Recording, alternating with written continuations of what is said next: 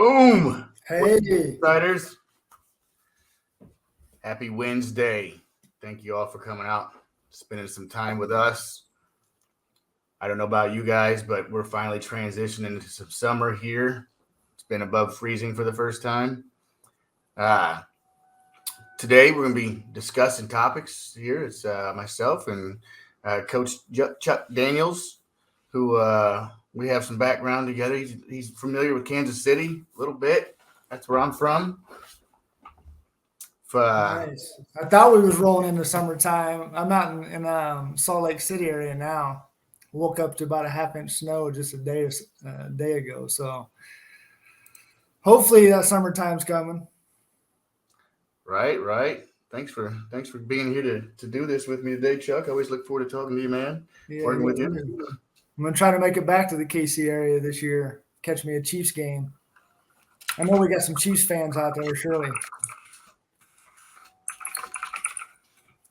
And if we don't, we should. That means you have Yeah, room for improvement. we're gonna make some today. If you guys and gals are tuning in, if you would, just kind of sound off with where you're from, where you served, when you served, branch. Are you an elite member? Are you on the fence? How long you been with us? Are you one of my people? Are you one of Chuck's people? What's going on? U.S. Navy 81 to 03, Key West, way above freezing. Jerry, I was just in Key West on Monday. I went down there. A former client got married, invited me. I came down there and celebrated. West Virginia.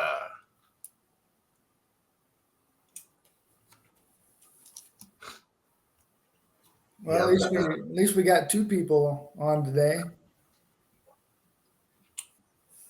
Tejas, Mark Mitchell. Yeah, I tell you, Key West is it's a pretty place. It is a little toasty. Syrian, Army, Fort Hood. 33 plus years and still in. Thank you for your service, Tom. Yeah. Iraq, 2002. There's Scott from St. Louis, one of our homies. 9112. San Diego, serving the Navy. Thank you for your service. Ricky Dowdy, I know that name. What's up, brother? USMC, 92 to 96. Hey, Rick. Zawodikowski, USAF, 97 to 2018. Woo. St. Brother Louis. Willie. Thanks for joining, Brother Willie. I see you. Scouts. Desert Storm, San Antonio, Manchaca. 2000 to 2020, another 20 years. We got a lot of long servers here. Willie, I know that name. Willie Askew, Army, 69 to 71, Tejas. Alfred, 73, 76, Orlando, Florida.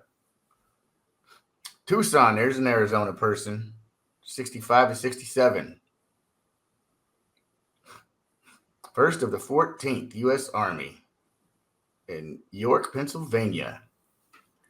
Combated arms instructor at Lackland, currently living in the Pacific Northwest.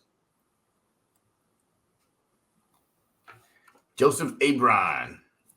And I apologize if I butcher any of these names. I am, Yeah, I stay away from trying to pronounce people's names these days. Frederick Overton, Air Force 79 to 2012. I'll try this one, though. Ed Burris. Hey, welcome, Ed. See how he does me? He leaves me with the hard ones, and he jumps in. Surprised he didn't take the Jerry Adams, too. Navy vet. Thanks for y'all's service. We appreciate y'all. Clifton Van Gilder, West Virginia, 2005 to 2009.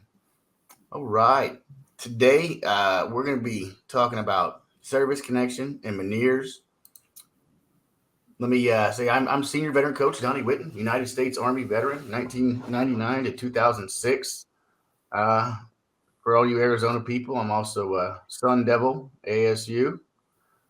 I also a combat veteran, Iraq Invasion Force, 2003.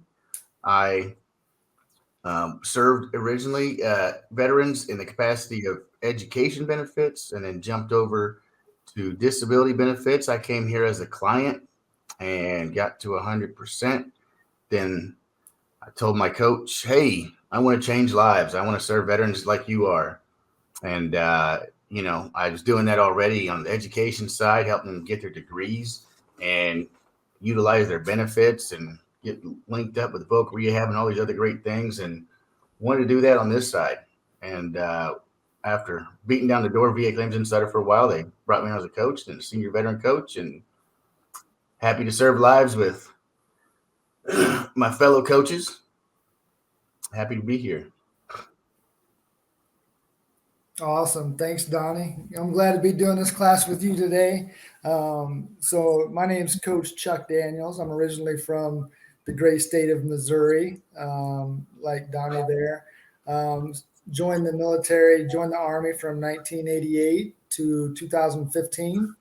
So finally got to retire in 2015, and now residing in the Salt Lake City area. I done a few different things while I was in the military. Started off blowing up things like every young kid wants to do. Spent about 9 years in artillery, then switched over to military police, done that for a while. Got a great gig doing security for a 2-star, and done lots of traveling down to South America and Central America and the Caribbean. So I had a pretty good life there in the military. Glad to be done. Don't look back. I came on to VA Claims Insider as a client. So when I retired in 2015, I was sitting at 30% and joined VACI. They brought me up to 80% currently. So I'm still working with my coach and hopefully going to hit that Hundo Club too one day. And, I applied for a position here with the company, and probably the best thing I've ever done. I love this job. I love helping vets, love talking to vets every single day, hearing their stories, trying to help them out the best that I can. So looking forward to today's topic with you, Donnie. I think it's a pretty good one. People don't really think about a lot. It's something that is pretty new to me. I haven't really dealt with a lot of veterans that are dealing with vertigo or Meniere's disease. So hopefully this will be some good learning on my piece. And I'm sure there's some veterans out there today that may have some of these symptoms that will hopefully gather a little bit of info and education from us today. Yeah, there's I've been doing VA claims for a long time, right? And one of the most under-addressed things I see, people have this, they don't know they have it. It's the Meniere's disease. So this is going to be a lot of good information. If you have veteran friends that are not on this, watching this, shoot them a text, send them the link, tell them to hop on. While you do that, I'm just going to say, if you are here to find out how to be a client and want to join us in this program, you can get signed up with that link right there. If you're curious to find out about how our program works, right? You want to find out about our SIM method, strategy, education, medical evidence, and how that works for you. You can get signed up for a 30-minute discovery call, right? Just no commitment. Just get in there and talk to somebody, find out what we got going on. They'll tell you about our live classes, our coffee with the coaches, strategy sessions, all that stuff. They'll tell you how that works. Yeah, that's a good point. There's different programs that we do offer, the mastery program and the elite program, but that elite program is something probably that I would definitely recommend to everybody, because there's so much great information that you can really get from VACI. Especially if you join the elite program and you get your own coach and you get that strategy session, the coach can really help you get that strategy set up to benefit you in the right way. So today's topic, Meniere's disease, right?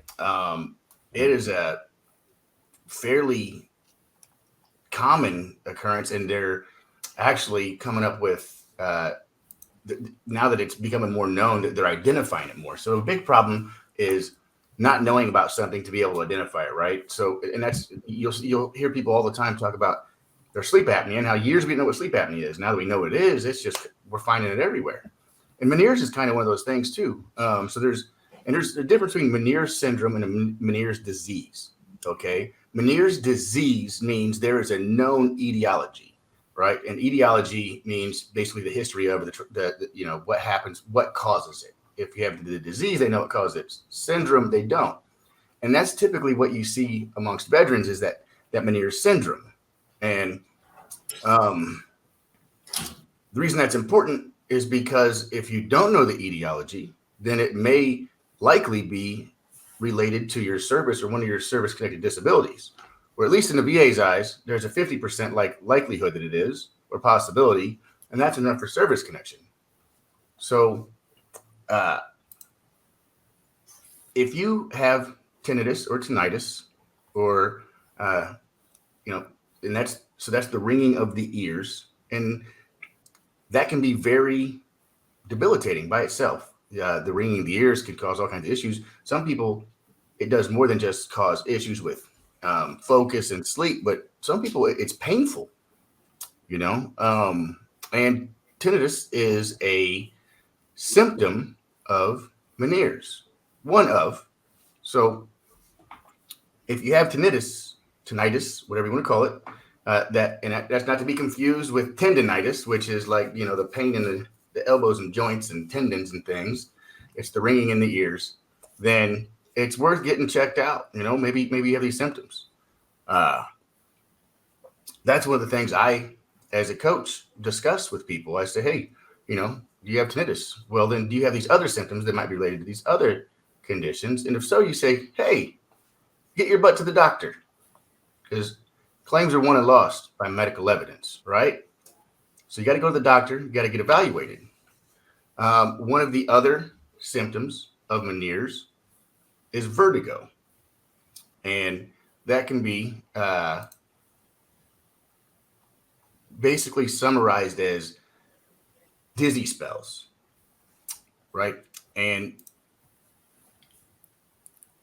those combined with the tinnitus and some of the other symptoms are pretty good indications of whether you may or may not have Meniere's. And that's so that the Meniere's syndrome, right? What they do is they look for how many times you have these debilitating episodes of Meniere's in your records. And that's one of the tools they use to assess for a diagnosis.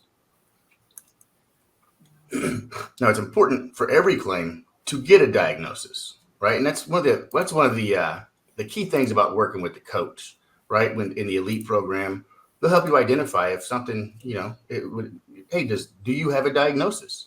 Do you meet the elements of service connection? Do you have a nexus? Do you have, a pre-existing condition that this can link to, or an event in service? And if you're interested in talking to a coach, there's the link right there, or that 30-minute discovery call. You work with a lot of veterans that have tinnitus and dizzy spells and things like that, Chuck? Yeah. I think tinnitus, tinnitus, however you say it, that's probably one of the top claims that I usually help veterans with. And I think you talked a little bit about the symptoms, and when it comes to tinnitus and Meniere's, but there are, I think it's kind of all intertwined, right? When it comes to talking about these things. So, if you're experiencing, the hearing loss, the ear pressure, the Meniere's is when like there's a liquid on the inner ear, right, that causes that imbalance of the nerves that go to the brain that cause that dizziness that you might be dealing with. But also, you talked about the ringing in the ears. I think that's a huge one. And you're right, it does affect people a lot different than others, and sometimes it can be as severe as, nausea and throwing up and motion sickness and headaches, which kind of ties into other things that, the veterans are dealing with. So, if you do have that, definitely talk to your coach about it, because there are some things that can probably, you can look at doing something secondary, definitely to that if you have that diagnosis and your service connected for it. Also, if there's a lot of great information on on the VA Claims Insider website. If you go to the blog, you can pretty much type in whatever it is that you're looking for on there. There's a great article on there on Meniere's and Vertigo and such. So, if you haven't joined us yet, feel free to reach out for that 30-minute discovery call, and see what you guys think. Get set up with a coach, join us. There's so much great information, education that you can get from us for sure. So, yeah, as Chuck said, that the symptoms, and they can be more severe, but a good basis of this, hearing loss, headaches, sweating, tinnitus, nausea. I've seen people have Meniere's attacks, and it literally looks like they just get smacked on the forehead and fall down and they stumble. And these can last from minutes to hours to days. These attacks depends on the severity. In context, though, so Ellen Healy Shanahan says she's rated for BPV, and what is the difference between BPV and Meniere? So BPV is vertigo, and vertigo is a symptom of Meniere's. So if you get rated for vertigo and then it's determined that that's actually Meniere's, then those ratings will be combined because vertigo is a symptom of Meniere's. But the difference is vertigo caps out at 30%, whereas Meniere's can go all the way up to 100%. So the vertigo is much more severe. It's going to have a much larger occupational and social impact on your life. And those attacks are going to be worse. And subsequently, that's displayed in the VA's rating system because it rates much higher. Now,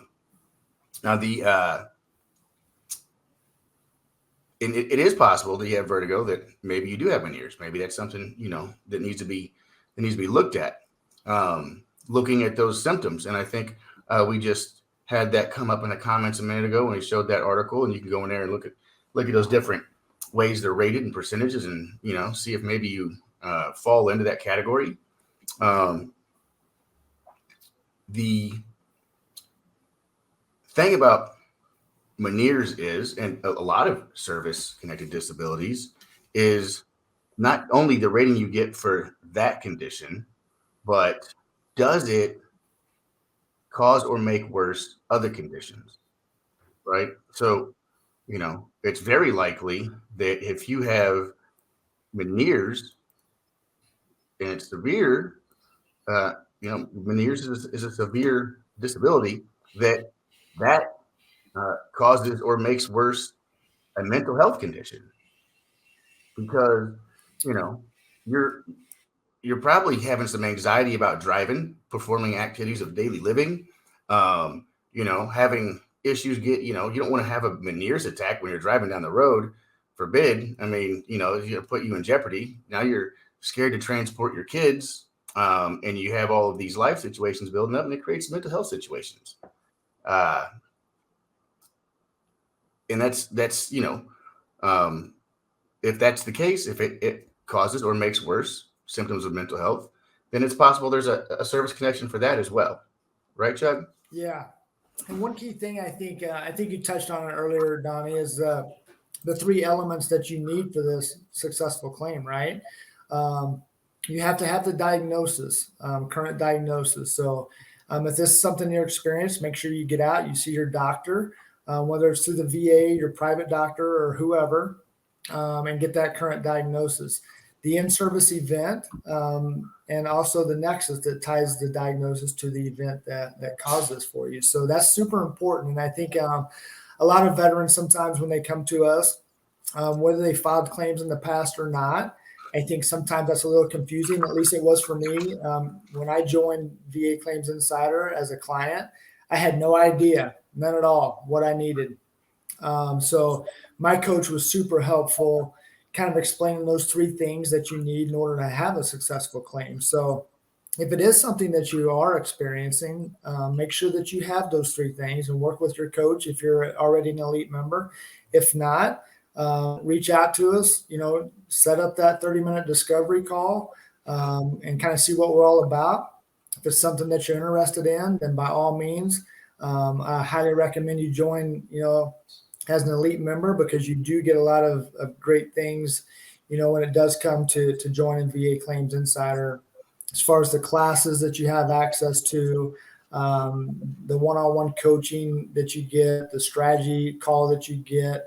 And your coach will be there with you every step of the way from the time that you join and that initial strategy call all the way up until you win your claim. So it's well worth the look, at least to check it out and see if it's something that you're interested in.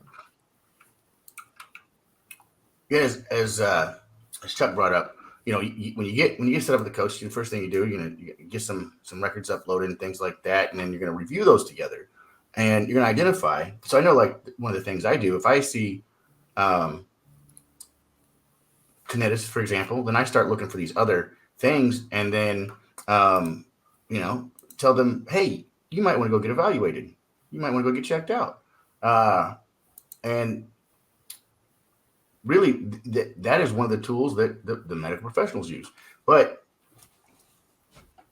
when you go to the doctor, they are not looking at everything. They don't have time to look for anything. In fact, how much of what they do occurs before they come in that room, right? And then they come in and they whip something together and throw it out. And so you have to be an advocate of your own care. And that's part of the process of getting the VA rating that you deserve, is getting that care, getting the adequate treatment. The goal is hopefully you can treat some of these conditions and make your life a little bit better, but you're not going to be seeking treatment typically if you don't know what's wrong with you, right? If you're not identifying these symptoms and getting a proper diagnosis, a lot of times that can make treatment very difficult. But as Chuck pointed out, it can also make getting a claim approved very difficult, because you have to have a current diagnosis. That is a claims requirement, right? So that's one of the things you identify in that strategy session. Do you have a diagnosis? Is there an in-service event or a service-connected disability that could cause or make worse this condition?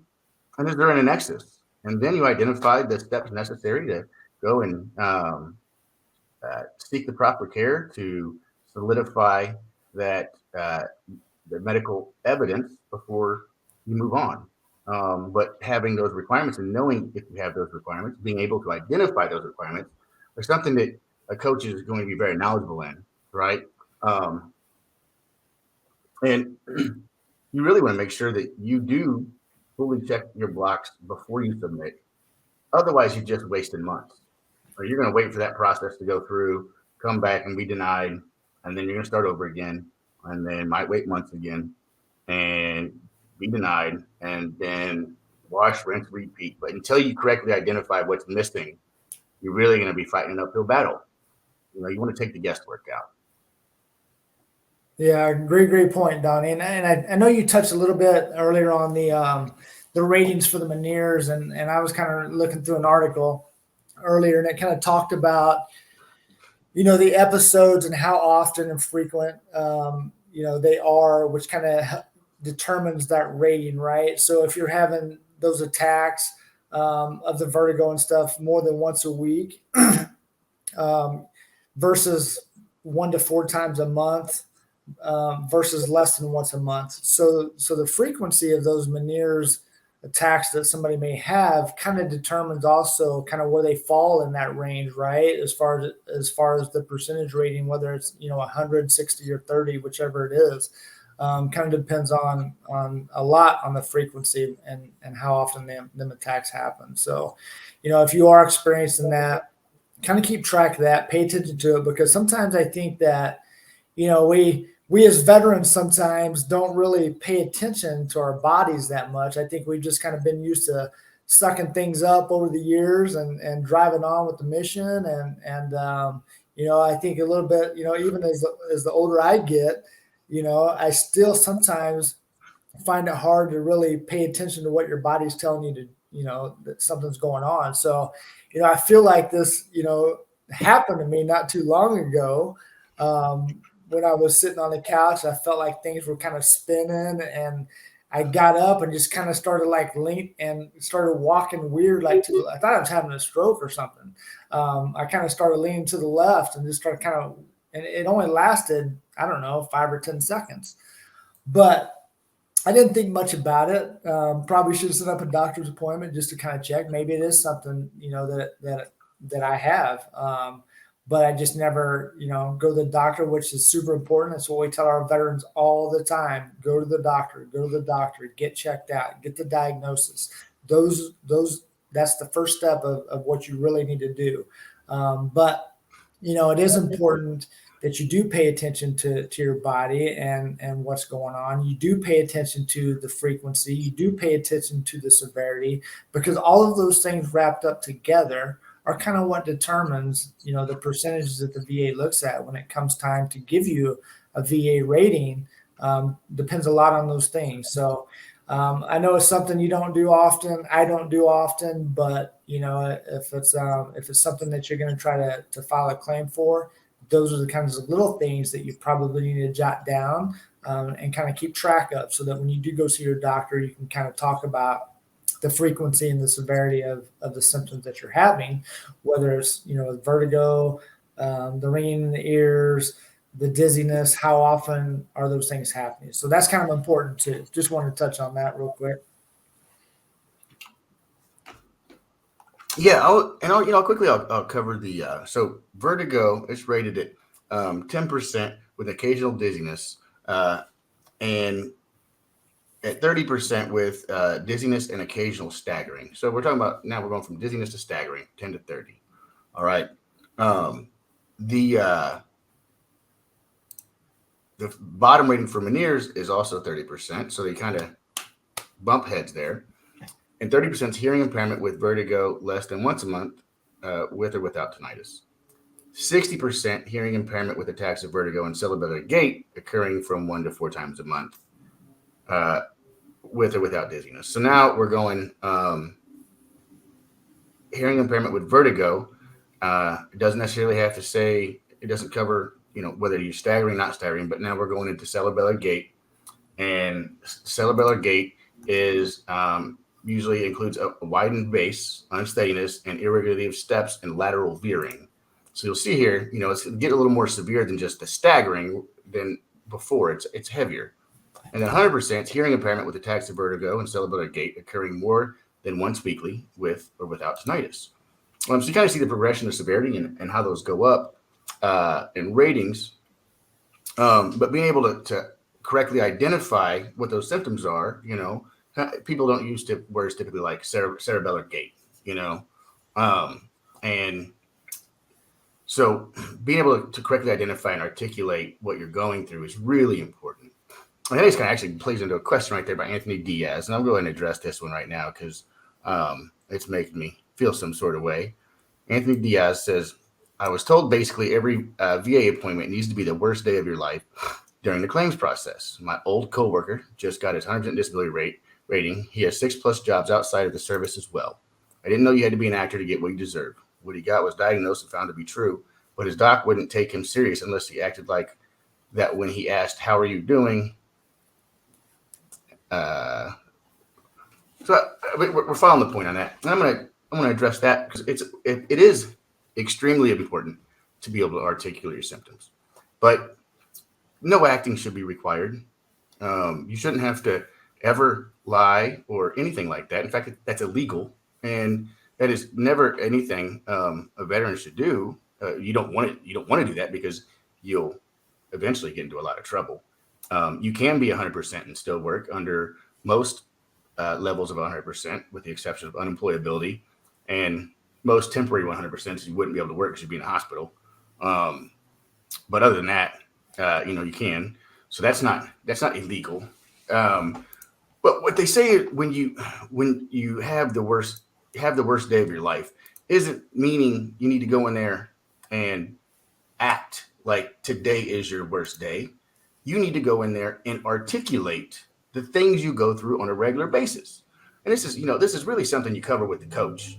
And it is important to approach your claims process with integrity and do it the right way and represent yourself appropriately. So describing your worst days is not the same thing as pretending like today is your worst day. And that's what's really important. Go in there and articulate the things you've been going through as a whole, and just be truthful and honest, uncomfortably vulnerable. Most of us, if we are, dealing with a number of disabilities, have enough bad days anyway to to give great examples of that. Um, and really the problem is most veterans don't know what symptoms are related to the condition for which they are seeking service connection or an increase. And that's really working with that coach comes into play, because if you're going in for a migraines increase and you're articulating symptoms for a different disability, you're going to get underrated. Okay.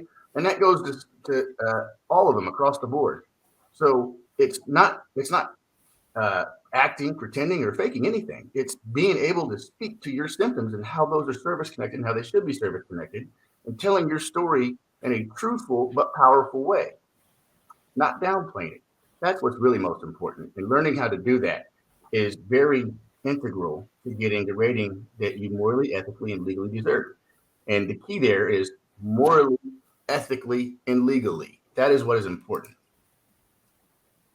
Yeah, great point, Donnie. And I think sometimes, even with some of my veterans, right? Like, before they roll into a CMP exam, and even myself, right? When you that day of that appointment, you may not be feeling the symptoms that you normally feel on that specific day, right? So, it's important to try to think through that as you're going through that appointment, right? And being able to articulate, like you said, the symptoms on one of the worst days that you're having. I think that's important, right? Because the day of my appointment, I may not be feeling all the symptoms that maybe I did the day before that, but I want to talk about those things. I want to articulate those things to that doc so that they do understand the severity and the frequency of my symptoms that I am having. And I think you touched it right, legally, morally, and ethically right. That's what you have to do. And I can tell you, having a coach, at least for me as a client here at VA Claims Insider, has been probably the best thing for me since I joined this company. And I tell you what, it's helped me tremendously understanding the process, understanding the three things that I need to have a successful claim, and kind of like you just touched on, being able to articulate all of those symptoms, you know, on the worst day that you've had, right? Because like I said, you may not be experiencing those symptoms on that day of that appointment, but you need to be able to talk about them. Let's look at this and apply that strategy, right? That's one of the things we do: strategy, education, medical evidence. That's what we use. And again, if you want a discovery call, there's that link to do that. But let's apply this acting strategy to Meniere's, right? So vertigo, hearing loss, headaches, sweating, tinnitus, nausea, and there's more symptoms than that. So if that's the case, then that advice, you follow that advice, that strategy would be walk into a CNP exam, spin around in some circles, fall down, and they're like, "Are you okay? What? Are you okay? What?" Start sweating, make yourself puke on the floor, and then start complaining about your ears ringing. You don't. That's not a good idea. Uh, you know, you want to be able to go in and just describe what it's like when you normally go through a Meniere's attack. You don't have to go in there and have your worst day. Um, and I would tell you this: I see a lot of barracks lawyers on in the internet at the VFW, all these places that I frequent, and for I think the Navy calls them sea lawyers or something like that, something to that effect. Same thing. No, there is no shortage of disinformation or bad advice out there. That strategy, that information is bad. You don't want to do that. And there's a ton of it, and a ton of misinformation out there surrounding VA benefits, things to claims. I have clients that. So yeah, I got a CNP exam tomorrow, so I'm gonna go roll around in the dirt and blah blah blah. Don't do that. You don't need to. make yourself something you're not. If that's not how you would be every day, don't be that way. Go in and present yourself as you would be, right? Be moral, ethical, and legal, and get the rating you deserve. And that's what coaches do. They provide you with a solid strategy, real information, accountability, and get you through the process. I'm a former U.S. Marine who came to VA Claims Insider, and I was informed to get my butt to the doctor. Great advice. And I always thought that I had only 9 documented injuries. I later found out it's actually 13, and I had not taken myself to the doctor. I would never have known about my back disc issue. Thanks to VACI 21 years at 10%. With VACI in less than 1 year, I'm now at 90%. Thanks, Ricky. Thanks for that narrative. And that's the goal, identify problem and then get your strategy, education, medical evidence. It's really, when you work with a coach, it becomes a lot more simple. Um, it gets lined out, and you feel the things you need to do. Um, and after here in a minute, I say we start fielding some questions. I would just like to cover that Meniere's, like every uh, disability, you establish service connection by, this is something Chuck hit on earlier, completing the Kaluza triangle, right? So 3 elements to service connection. There's an in-service event or stressor, which can also be another service-connected disability because it's already been established to be service-related. A current diagnosis, right? So something has to be wrong with you now, and that's a diagnosis by someone who's licensed to give you a diagnosis, not just your wife says you snore really hard at night, so you have sleep apnea. She's not your treating provider, unless she is, then I stand corrected. But in most cases, they're not. And so then the current diagnosis and that in-service event, and then the thing that the VA uses to pull those together is what's called a nexus. Okay. And I always describe the nexus as a bridge. So this bridge gaps your in-service event to your current diagnosis. And so the nexus typically is what comes last, because you have to have 2 sides of land for a bridge to sit on. So you get those 2 things, you get that nexus, and then you get that service connection. And Meniere's works that way, as do many of the other disabilities. So there are different ways to articulate or establish a nexus, and that's something you can identify as a coach. You go into a whole bunch of different things in the CFR that can establish that nexus. But a lot of times, that nexus is going to come, especially if you've been out for a while, from a medical professional writing a nexus letter. And I always like to say, veterans will get their claim denied because they just have a doctor who writes a single little narrative that says, this is related to that. That's not enough. That's a nexus statement, which has no rationale or probative value. There's no argument, right? So what a professional does is they write a letter that says, based on this person's records here, here, and here, and their service there, there, and there, and how it relates to this research, this peer-reviewed research, and they cite those sources and these prior VA case decisions, that it's at least as likely as not, or more likely than not, related to their service or their service-connected disability. And that's really the difference between winning or losing a claim. And that's one of the things that your coach can do, right? Your coach can help you identify where to go and talk to these professionals and get hooked up with vetted medical professionals that are able to write quality medical work. And that's what you need to win a claim.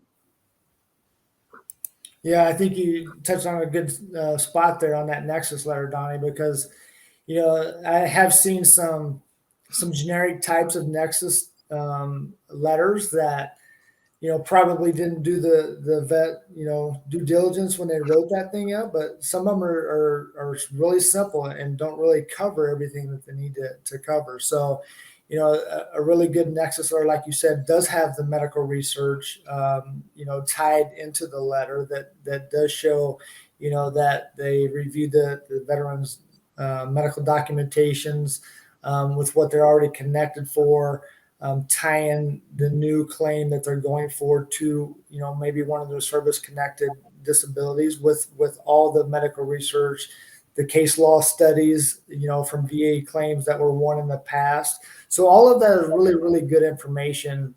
And when it comes to having that Nexus letter, that's a really, really big piece of the pie that a lot of veterans don't really understand in order to win their claim. So, if you join us, that's something that your coach will sit down with you and discuss with you.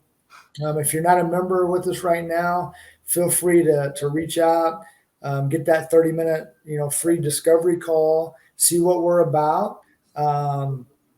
If it's something that you are interested in, kind of like Ricky said, and thanks, Ricky, for the shout out. Ricky's been with us for a while and always has some good insight on a lot of different things.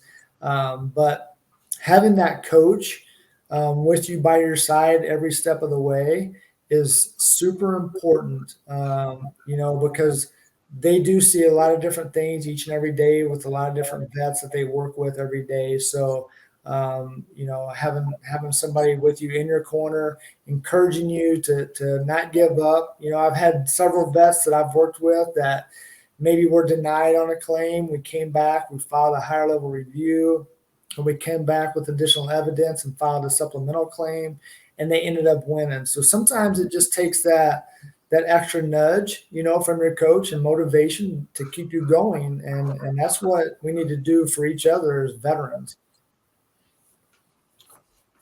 So Stephen Kist asks, does this have to have been identified in service? Because I was just diagnosed and pending hearing aids to come in now. No, it does not have to be identified in service. In fact, I have never personally worked with a veteran who had it identified in service. So it's always been after. But they have, by and large, all been service connected. I don't know if I have personally worked with a veteran who has been denied for Meniere's, unless it happened prior to coming to us.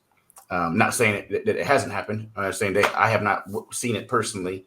And I am a senior veteran coach, so I work with a number of other coaches, and see what they have going on. So, but no, so it does not have to be. But that goes back to what Chuck was just talking about. I would bet my disability paycheck on the fact that you would need a Nexus letter if you are not, if it was not identified in service. And that's really, again, where a coach is going to help you with that process and identify how to establish that service connection, because there is strategy to it, right? It's going to be, it would be great if we could just put out blanket information that fit everybody, but that's just not the case, So every situation is going to be different. Every claim is going to be different. Everyone's period of service is somewhat different. So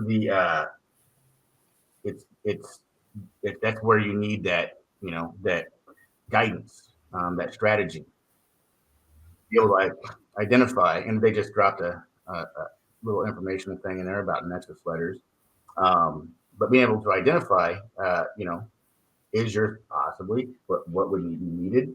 What do we do next? That's really important. Yeah, I think the three things that you need for a successful claim, like we talked about earlier, the current diagnosis, the in-service event, the Nexus letter, those are all super important, that you need to have that successful claim. Join the VA Claims Insider.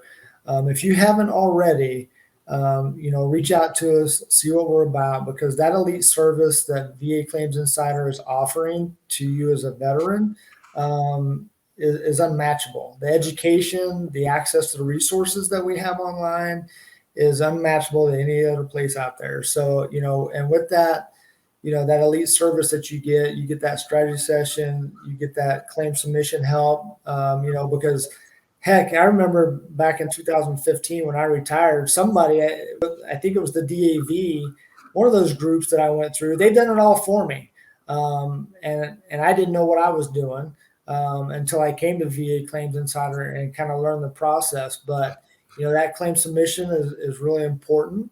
It's a little confusing to vets that maybe have never done it on their own before, because sometimes we do see a lot of those, vets that maybe worked with the DAV or the VFW, one of those organizations, and had it done for them. So, when you do come to VA Claims Insider and you become an elite member, that's something that your coach will help you through all the way through the process.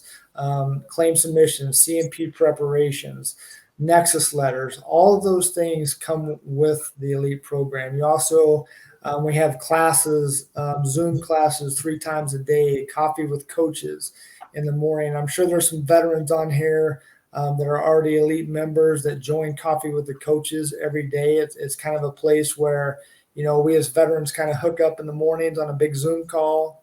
People talk about different things maybe that's going on with their claims, get some advice from different coaches each week.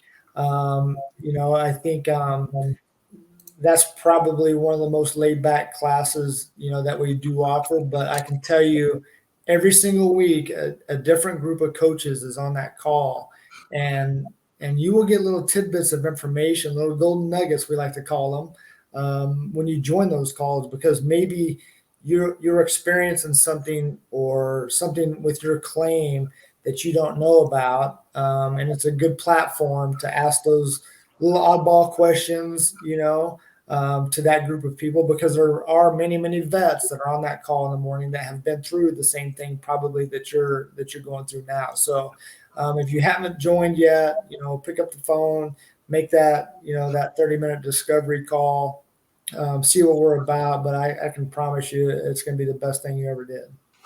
Let's start hitting up some of these questions. Here's Lavon Black says, sadly, I haven't found a way Meniere's to be secondary. Possibly a coach can assist in this area, but tinnitus is a result of Meniere's and does not work in the opposite direction. So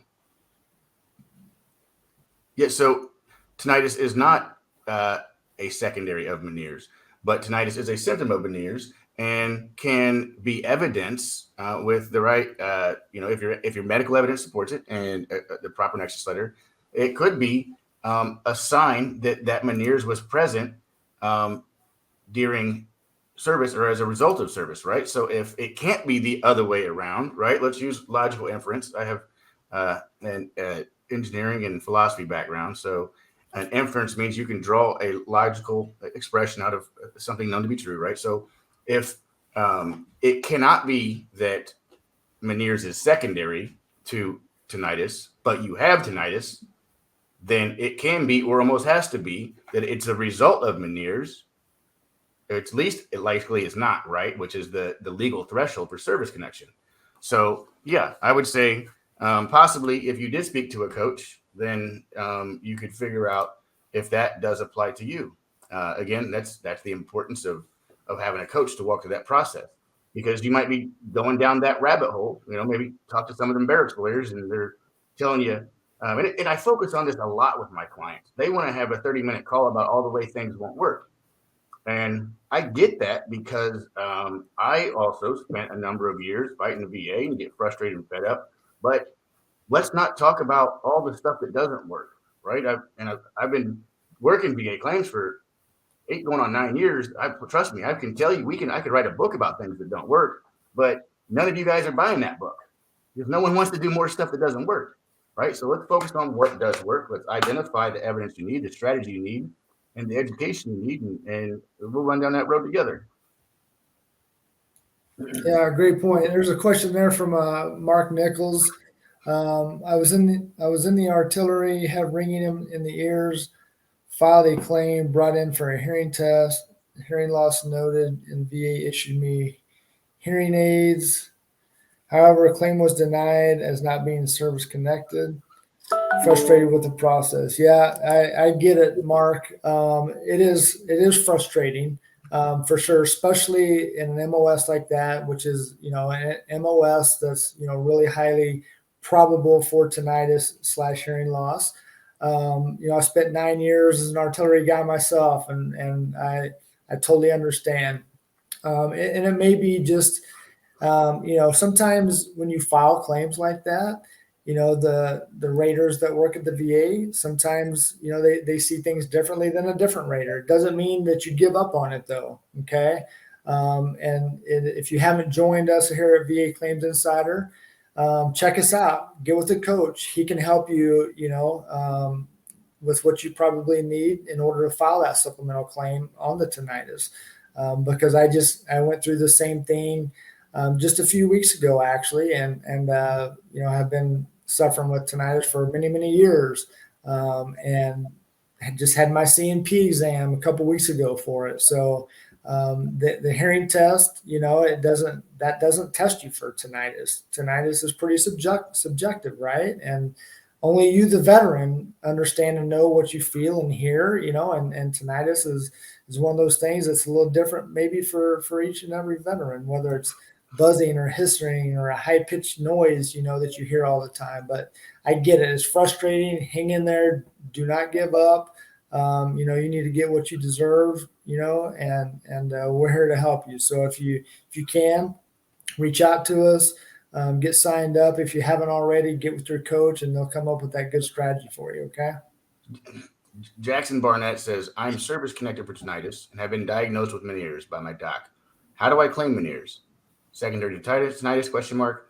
So as you'll see, I've articulated already, and I think the man who pointed that out, that, tinnitus is not going to, you don't typically do Meniere secondary to tinnitus. But as I said earlier, how do I claim Meniere's? No two claim situations are the same.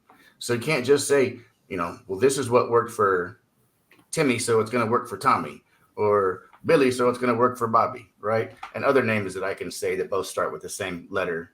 That was a joke. Feel free to laugh. But so you have to identify what's going to work in your situation. You have to do, that's why you do the strategy, the education, and medical evidence. Really, if you're not doing that, then you're throwing Hail Marys. And no one wants to go through the claims process throwing Hail Marys, because that's really what a lot of SBOs do. They throw Hail Marys, and sometimes things stick, but that only works for a little bit, and they stop sticking, and you're just up a creek without a paddle. You need to really identify the medical evidence, what's in your record, and what the best way for you is going forward.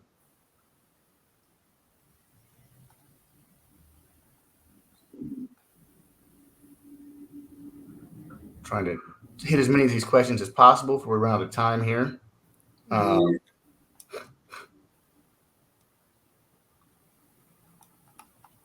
me see if I can back up and catch some of these. So I'm going to hit this one right here. It's a comment, not a question. Stephen Kiss says, VA is just a runaround with doctors telling you how you feel and don't take you seriously. Then you end up wasting time taking off work. Yeah, that can be the case with the VA. And the VA is notorious for treating symptoms without creating a diagnosis. And if you remember prior to now, earlier we were discussing requirements. A diagnosis is a requirement for a claim. So if that is by design or coincidence, I will never know. But that can make things really important. That's why it's important to identify what you do need and have resources outside of the VA, right? So, and that's one of the things that VA Claims Insiders does is they help you get connected with medical professionals that are vetted and have that option. So go to other doctors, and then you get these things called independent medical opinions. It's a report that you can use as credible medical evidence when you file your claim and establish your service connection. So, the VA is, you're not required to use the VA. That is not a requirement. Yeah, great point. I think that independent medical opinion, is important too, because sometimes, I hear veterans, talk about, whether they use the VA or they use a private doctor, right? That independent medical opinion is really important. When it comes time to discussing, the diagnosis, if you're trying to tie it secondarily to something, else. So, I think that is huge. I always tell the vets that I'm working with, if they're suffering for something, the very first thing I tell them to do is go see the doctor, whether it's their VA doctor, whether it's the doctor that they have, privately, but getting that diagnosis for whatever it is that you're trying to get diagnosed on is very, very important. Okay. Read through some comments, trying to find some additional questions there to answer. But I think us here at VA Claims Insider, I'm pretty sure that the majority of every single coach and senior veteran coach that works here is a veteran. Okay, so we're veterans helping veterans, and I spent 26 years in the Army. There's nothing more important to me than to helping a veteran. Okay, so make sure that We're not just we're not just coaches. We're community. As Chuck expressed earlier, we have all of these classes and coffee with the coaches, these events, and it's really about creating and connecting with community. I had a client. We worked on his claim for 14 months, and he hit 100%. He got 14 months of back pay from 80% to 100%. Do the math on that. And then he calls me 2 weeks ago and says, Donny. I was like, what? He goes, you won't believe this. Not only were my student loans forgiven, but I just got 20 checks in the mail. Jeez. That were repayments of payments I made on these student loans. And so I got on the site and looked, because the loans aren't all same loans. They're not going to close at the same time. He goes, by my math, I've got another 24 checks coming in the mail. And he was like, that's so much money. That's a lot of money. And I said, I know. But to further demonstrate, we celebrate with our clients, right? We get on the phone and we celebrate them. And I'll be honest with you, there is no guarantee when you're going against the VA. So there's some losses, and we suffer those losses. But we come back and we establish a strategy to fight those losses. And that's what really matters, is being able to identify how to come back and win. And I did that with another client, and I'll tell you, he got to 100%, and we had remained friends and stayed friends over time. And a few months ago, I got a letter, invite to his wedding in the Key West. I literally just got back from Key West on Monday, because I went down there to celebrate the life change that this veteran had. And it's really about that, changing lives, celebrating together, creating community, and helping each other improve both mentally and physically, but medically, treating our disabilities and improving our quality of life. With that, we are hitting the top of the hour, so we're going to wrap up here. Chuck, thanks, brother. I love doing these with you. I look forward to the next one. To my insiders out there, thank you for joining us and supporting us. And to our future insiders, we look forward to working with you. Bless everybody. Appreciate you. Yeah, appreciate you, Donnie. Thank you so much for today. It was a pleasure doing this class with you today. Always a great time. Thanks to the veterans that took the time out of their busy days today to join this class and hopefully learn something, pick up a few golden nuggets, when it comes to filing their claims. So we appreciate all the comments. Looking forward to doing the next class with you guys. So, make sure that if you haven't joined yet, you pick up that phone and reach out for that free discovery call. Hope everybody has a great week and a great weekend.